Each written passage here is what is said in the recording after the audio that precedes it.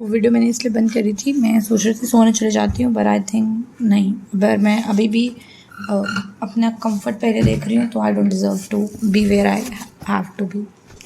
Okay, let's start with metaphase. Sometime you have to just 7 days, and then I will never say this that I have to, but this time I have to. देखो, अब तक disintegration हो चुकी है, किसकी nuclear envelope की disintegration हो चुकी है. तो जैसे ही न्यूक्लियर एनवेलप की डिसइंटीग्रेशन हो चुकी है तो मतलब हमारा मेटाफेज जो है वो स्टार्ट हो चुका है. अब इसमें क्या होता है, क्योंकि क्रोमोसोम जो है वो पूरे के पूरे साइटोप्लाज्म में आ चुके हैं, तो अब तक क्रोमोसोम की कंडेंसेशन भी पूरी हो गई होती है. ठीक है, तो अब आप देख सकते हो क्रोमोसोम प्रॉपरली ऐसे कंडेंस फॉर्म में है. तो मेटाफेज से एम मतलब मॉर्फोलॉजी. तो अगर सवाल आए कि कौन सी फेज़ ऐसा है जिसमें मॉर्फोलॉजी हम सबसे बढ़िया देख सकते हैं इन क्रोमोसोम की, ये इस तरह का सवाल आता है नीट में, तो मॉर्फोलॉजी के लिए बेस्ट स्टेज कौन सी है स्टडी करने के लिए? मेटाफेज. ठीक है, उसके बाद मेटाफेज में जो क्रोमोसोम है वो 2 सिस्टर क्रोमैटिड से मिलकर बना होता है. किससे मिलकर बना होता है? 2 सिस्टर क्रोमैटिड से, जो एक साथ हेल्ड की गई होती है by centromere. A small disc shape, एक छोटी सी डिस्क शेप स्ट्रक्चर जो है वो सेंट्रोमेयर में प्रेजेंट होता है, साइड साइड में लगा होता है काइनेटोकोर. ये वो है जहाँ पे स्पिंडल फाइबर आके अटैच करेगा.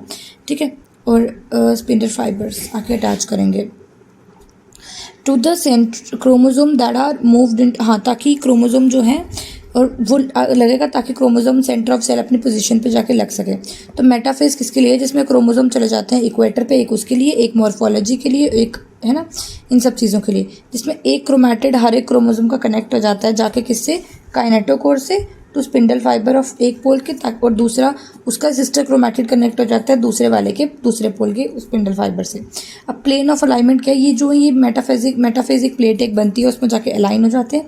पहला स्पिंडल फाइबर काइनेटोकोर से जुड़ते हैं और दूसरा क्रोमोसोम जो है वो एक स्पिंडल इक्वेटर की तरफ मूव करते हैं और स्पिंडल फाइबर दोनों तरह इसको खींचती है. अब आपको मैंने एक सवाल देखा था पीछे कि मुझसे पूछा गया था उसमें कि 2 सिस्टर क्रोमैटिड आखिर हैं कौन कौन सी वाली. तो just give me a minute, मैं एक बार क्लास नोट्स में देख लूँ, शायद यहाँ बताया वो डायग्राम को अच्छे से. हाँ, पहले ये पढ़ लेते हैं अच्छे से, ये हमने पढ़ लिया, इसको रिवाइज कर लेते हैं. ये देखो प्रोफेज में क्या होगा? ये डीजनरेट होगा. ये जो ऐसे गंदा सा आपका डीएनए जो डबल डबल कंटेंट में हो रखा है, ये प्रॉपरली देखो ऐसे चला गया ना इसकी फॉर्म्स में, क्रोमोसोम्स की फॉर्म में चला गया ना. ये देखो क्रोमोसोम्स की फॉर्म में, ये देखो प्रॉपर आ गया ना क्रोमोसोम्स की फॉर्म में. तो ये ऐसा वाला मटेरियल ऐसा बन गया, 1 2 3 4. पहले हमारे पास 2 कंटेंट थे, 2n लेके आए थे हम मम्मी से, पर अब कैसे हो गए हमारे पास 4n हो गए हम. अब हम कैसे हो गए? 4n हो गए, हम 4 लेके आ गए. ये न्यूक्लियोलियस, ये न्यूक्लियर मेम्ब्रेन. अब ना न्यूक्लियस बचा ना न्यूक्लियस मेम्ब्रेन बचा, इधर जो ऑर्गेनेली थी वो ऑर्गेनेली भी नहीं बची. ठीक है, तो ठीक है, ये भी हो गया. उसके बाद क्या कहते हैं, एक सेंट्रोमेयर, एक सेंट्रोजोम, मतलब 2 सेंट्रियोल, ये दोनों अपोजिट पोल की तरफ चले जाते हैं. ये डुप्लीकेट कहाँ पे हुए थे? एस फेज में हुए थे. और इसमें से ऐसे ऐसे कुछ स्ट्रक्चर निकलते हैं, इसको हम क्या कहते हैं? एस्टर कहते हैं. 2 एस्टर और एक स्पिंडल फाइबर मिलकर बनाता है माइटोटिक एपरेटस. और ये देखो 2 एस्टर और एक स्पिंडल फाइबर मिलकर बनाते हैं क्या? ये स्पिंडल फाइबर्स हैं. अब स्पिंडल फाइबर्स भी बन चुके हैं. ठीक है, ऐसे ऐसे. और ये देखो अर्ली प्रोफेज में क्या हो रहा है? अभी न्यूक्लियस मेम्ब्रेन स्टार्ट हो रही है डिसअपीयर होना, क्रोमोसोम डीकंडेंस फॉर्म में है, सेंट्रियोल मूव कर रहा है अपोजिट पोल की तरफ, डीएनए टैंगल्ड पड़ा हुआ है, इसमें डीएनए भी untangle, opposite pole condense, aster बन जाते हैं, माइक्रोट्यूब्यूल के होते हैं, न्यूक्लियस मेम्ब्रेन और न्यूक्लियस डिसअपीयर हो जाता है. ये स्पिंडल फाइबर एनसीईआरटी में दे रखा है किससे बने होते हैं? ये बने होते हैं माइक्रोट्यूब्यूल से. ये बने होते हैं माइक्रोट्यूब्यूल जिस प्रोटीन से बना है उस प्रोटीन का नाम है ट्यूबुलिन प्रोटीन. ठीक है, तो यहाँ तक का हो गया. उसके बाद ये कुछ ऐसे वर्ड्स लिखे हुए हैं, क्रोमोसोमल मटेरियल मतलब डीएनए या क्रोमैटिन, इसकी हो रही है कंडेंसेशन से बनेगा क्रोमोसोम. प्रोफेज के एंड आते आते ये सब चीज़ें गायब हो चुकी होंगी. दोनों क्रोमैटिड जो हैं वो सेंट्रोमेयर से जाके अटैच हो जाएंगे. जो क्रोमैटिड हैं दोनों के दोनों, वो जाके उससे क्रोमोसोमल मटेरियल डीएनए है वो अनटैंगल हो जाएगा. DNA does not presented, chromosome present नहीं होता स्पिंडल फाइबर के ऊपर. अब देखो मेटाफेज में क्या होता है, ये जो दोनों के दोनों सेंट्रियोल थे ये चले गए इधर, इनसे एस्टर और ये माइटोटिक स्पिंडल जो है ये लग गए जाके हमारे काइनेटोकोर से जाके चिपक गए.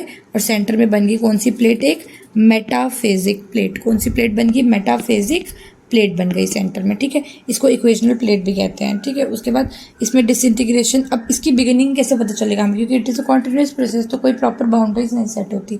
तो जैसे जैसे न्यूक्लियस से न्यूक्लियर मेम्ब्रेन की डिसइंटीग्रेशन होगी, मतलब मेटाफेज शुरू हो गया, सारे के सारे क्रोमोसोम जो है वो सेंटर पे आ जाते हैं, ठीक है। अब सिस्टर क्रोमैटिड कौन सी, जो अलग अलग रंगों की हैं, तो जैसे ये और ये, जो इसको सेंटर से काटोगे जो इधर उधर का बचेगा वो आपका सिस्टर क्रोमैटिड, ठीक है। उसके बाद क्या कहते हैं, कंडेंसेशन क्रोमोसोम की कंप्लीट हो जाती है, मैक्सिमम विजिबिलिटी यहाँ पे, और मॉर्फोलॉजी देखने के लिए बेस्ट स्टेज है मेटाफेज। देखो मॉर्फोलॉजी के लिए, साइज के लिए, नंबर पढ़ने के लिए बेस्ट स्टेज है। ये देखो ये काइनेटोकोर आ गया इस पर, और ये इसके आगे स्पिंडल फाइबर। ये काइनेटोकोर छोटा सा प्रोटीन डिस्क लाइक स्ट्रक्चर होता है जो प्रोवाइड करता है अटैचमेंट स्पिंडल फाइबर की, सेंट्रोमेयर पे प्रेजेंट होता है, ये सेंट्रोमेयर सेंटर में, ठीक है। एक प्लेन ऑफ अलाइनमेंट आ जाता है क्रोमोसोम का, जो कि साइटोप्लाज्म में प्रेजेंट होते हैं मेटाफेजिक प्लेट की वजह से। चलो अब 2 हो गए, अब रह गया एनाफेज जो कि सबसे छोटा वो है। यहाँ पे क्रोमोसोम जो है वो सेपरेट हो जाता है। तो देखो सबसे पहले क्या होगा, क्रोमोसोम सेपरेट हो जाएंगे, काइनेटोकोर अपनी साइड वाला अपने पास खींच के लेकर चला जाएगा, सिस्टर क्रोमैटिन जो है वो सेपरेट हो गई है, अब सबके पास अपनी अपनी डॉटर क्रोमैटिड बन गई है। ये देखो क्रोमोसोम और क्रोमोसोम या सेंट्रोमेयर जिसकी बोलना है उसकी स्प्लिटिंग हो गई, क्रोमोसोम चला गया अपोजिट साइड में।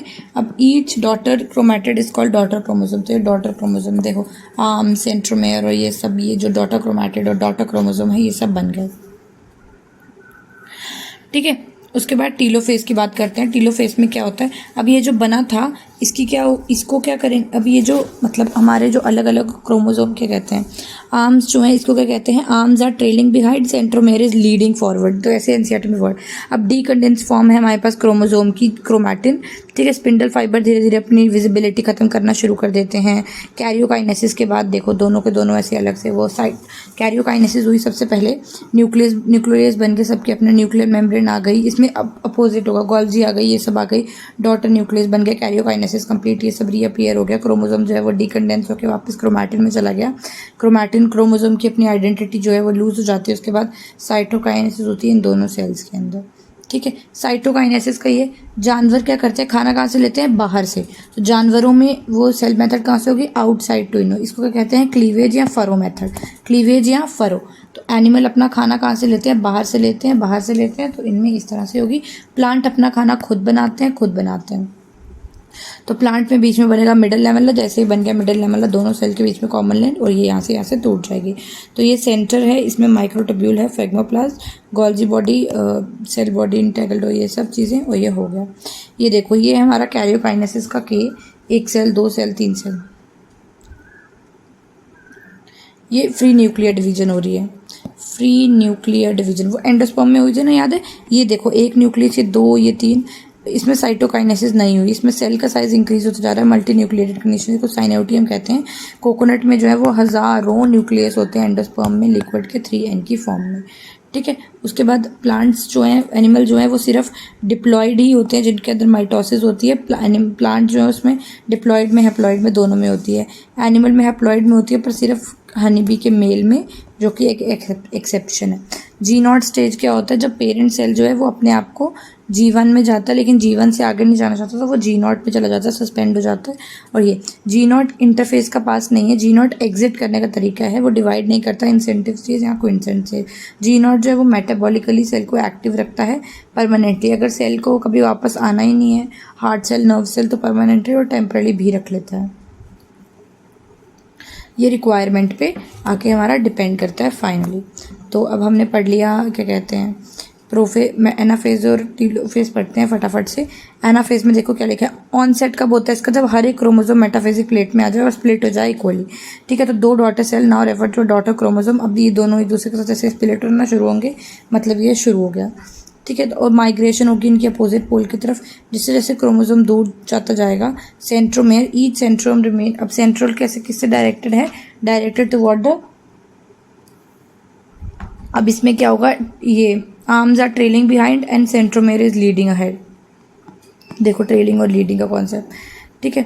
अब ये देखो explanation by movement of metaphysic plate, ये सब बन गया। सेंट्रोमेयर स्प्लिट करते हैं, मतलब ये जो सेंट्रोमेयर है स्प्लिट करते हैं, क्रोमैटिन जो है वो सेपरेट कर जाते हैं, chromatin move to opposite pole, ठीक है। ये हो गया इसका पार्ट में। अब बात करते हैं हम टीलोफेज की। तो टीलोफेज में क्या होता है, जब जब फाइनल स्टार्ट होता है कैरियोकाइनेसिस, क्रोमोसोम जो है वो अपने अपने पोल पे चला गया, डीकंडेंस हो गया, आइडेंटिटी अपनी लूज कर दी। Individual chromosome can not be longer seen as chromatid material. ठीक है, तो उसके लिए दो क्या कहते हैं क्रोमैटिड मटेरियल। क्रोमोसोम क्या है, it is a cluster at opposite spindle pole. हाँ, मतलब क्रोमैटिड ऐसे क्लस्टर जो अपोजिट पोल्स पे है, जिनकी अपनी कोई आइडेंटिटी अभी नहीं है। न्यूक्लियर मेम्ब्रेन डेवलप होना शुरू हो जाती है ना, और न्यूक्लियस और गोल्जी और ईआर ये सब बनना शुरू हो जाते हैं। अब आती है बात साइटोकाइनेसिस की, तो फटाफट साइटोकाइनेसिस निपटाते हैं। साइटोकाइनेसिस में होती है segregation of duplicate chromosome into daughter nuclei. Karyokinesis, cytokinesis में क्या होगा, साइटोप्लाज्म, काइनेसिस मतलब ब्रेकडाउन। तो end of which division gets completed in animal cell, it is achieve either by furrow जो है वो बाहर से अंदर जाती है, प्लांट सेल में अंदर से बाहर। ठीक है, gradually dividing the cell, hence therefore undergo cytokinesis. Plant cell में वॉल की फॉर्मेशन होने के लिए साइटोकाइनेसिस की हेल्प चाहिए। ये सब आई थिंक अभी मैं बहुत नींद में हूँ तो मैं नहीं समझ पा रही हूँ, तो लेट्स एंड।